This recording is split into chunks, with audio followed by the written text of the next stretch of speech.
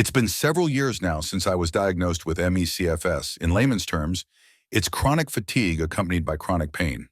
Some days are better than others, but I cannot recall a day unaccompanied by this unwelcome companion. Occasionally, there are days when rising out of bed seems an insurmountable chore. This was one of those days when fatigue and pain were competing at their highest levels.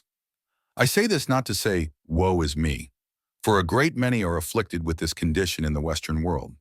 Still others are not merely burdened by the heavy inconvenience of such a condition, but lay withered in hospice beds in every demographic. My point in sharing this is that we ought not become willing victims of our circumstances until our lungs have deflated with life's final breath. I've heard the resignation of will many times throughout my visits to nursing homes and hospice wings, and admittedly, I've even fallen victim to it myself. As victims, we'll tend to focus so heavily on our misfortune that we altogether neglect that which remains. We'll drone on ad nauseum about our pain and our limitations without giving mind to the fact that we are by no means altogether crushed. Yes, making my way from bed to shower this morning was a very painful ordeal, but I made it.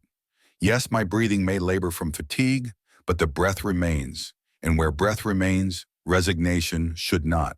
Instead of focusing on our limitations, what a Christian ought to do is to give thanks for what God has continued to enable us to do, even if it is now in a scope of limitation.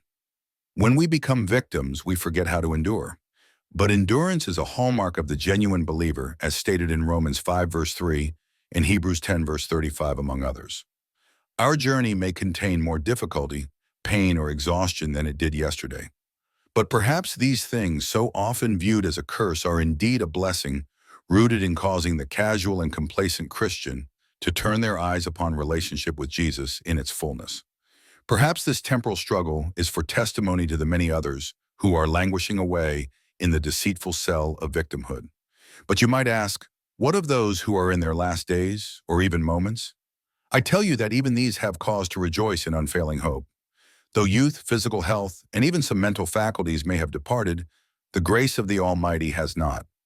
Even to the life that holds nothing but years of regret, the Savior beckons.